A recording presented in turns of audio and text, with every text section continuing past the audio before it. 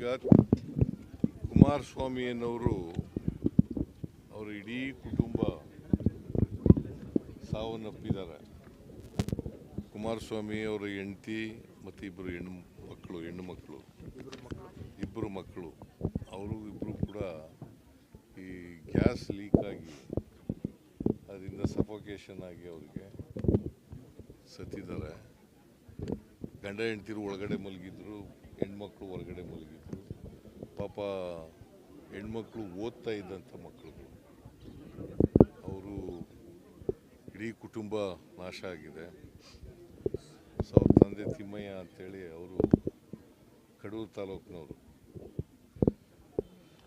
ಅವರು ಬಂದು ಮಾಡ್ತಿದ್ರು. ಇವರು ಬಂದು ಒಂದು 20 ವರ್ಷದ ಹಿಂದೆ ಬಂದಿದ್ದಾರೆ. ಇಲ್ಲಿ ಸ್ವಂತ ಮನೆ ಮಾಡ್ಕೊಂಡು ಅಲ್ಲಿ ತಂಗಿಗೆ ಮತ್ತು ಇವ್ರಿಗೆ ಭಾಗ ಮಾಡ್ಕೊಂಡು ಸ್ವಂತ ಮನೆ ಮಾಡ್ಕೊಂಡಿದ್ದಾರೆ. ಚಿಕ್ಕ ಮನೆ. ಆ ಚಿಕ್ಕ ಮನೆಯಲ್ಲಿ ವಾಸ ಮಾಡ್ಕೊಂಡು ಅವರ ಮಡಿವಾಳರು ಕಸಬು ಬಟ್ಟೆ ಒಗೆಯೋದು, ಇಸ್ತ್ರಿ ಮಾಡೋದು, ಈ ಕಸಬು ಮಾಡ್ಕೊಂಡಿದ್ರು. ಅವ್ರು ಕಾಲ ಆಗಿದ್ದಾರೆ. ನಾನು ಅದಕ್ಕೆ ವಿಸಿಟ್ ಮಾಡಿ ಅವರಿಗೆ ಸಾಂತ್ವನ ಹೇಳೋಣ ತಂದೆ ತಾಯಿಗಳಿಗೆ ಅಂತೇಳಿ. ಇಲ್ಲಿ ಅವ್ರ ತಂದೆ ಇದ್ದಾರೆ, ಅವ್ರ ಸಿಸ್ಟರ್ ಇದ್ದಾರೆ, ಇಬ್ಬರು ಸಿಸ್ಟರ್ಸು, ಆಮೇಲೆ ಅತ್ತೆ ಮಾವ ಇದ್ದಾರೆ. ಅವ್ರಿಗೆಲ್ರಿಗೂ ಕೂಡ ಸಾಂತ್ವನ ಹೇಳಿದ್ದೀವಿ. ಅವರಿಗೆ ಪರಿಹಾರ ಒಬ್ಬೊಬ್ಬರಿಗೆ 3 ಲಕ್ಷ ರೂಪಾಯಿನಂತೆ 12 ಲಕ್ಷ ರೂಪಾಯಿ ಪರಿಹಾರ ಕೊಡ್ತೀವಿ.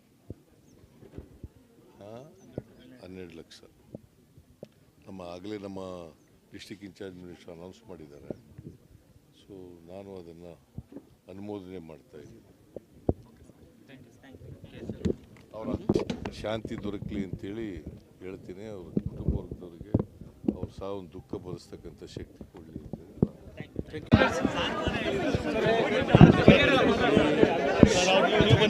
ಇಲ್ಲಿ ಕುಲುಷಿತ ನೀರು ಕುಡಿದು ಒಬ್ಬ ಯುವಕ 22 ವರ್ಷದವನು ಕನಕರಾಜ್ ಅಂತೇಳಿ ಸತ್ತಿದ್ದಾನೆ. ಅವ್ರ ಮನೆಗೆ ಬಂದು ಭೇಟಿ ಕೊಟ್ಟು ಅವ್ರಿಗೆಲ್ಲ ಸಾಂತ್ವನ ಹೇಳಲಿಕ್ಕೋಸ್ಕರ ಬಂದಿದ್ದೆ. ನಾನು ಇದು ಭೋಗಾದಿ ಪಟ್ಟಣ ಪಂಚಾಯತಿ ಸೇರಿದಂಥ ಗ್ರಾಮ. ನಾನು ಹಿಂದೆ MLA ಆಗಿದ್ದರು. ಇಲ್ಲಿಂದ 5 ಸಾರಿ ಚಾಮುಂಡೇಶ್ವರಿ ಕ್ಷೇತ್ರದಿಂದ MLA ಆಗಿದ್ದರು. ಈ ಊರಿನಲ್ಲಿ ಎಲ್ಲ ಯಾವಾಗಲೂ ಕೂಡ ನನಗೆ 100ಕ್ಕೆ 100 ವೋಟ್ ಹಾಕ್ತೀನಿ. ಸೊ ಅಧಿಕಾರಿಗಳ ತಪ್ಪಿನಿಂದ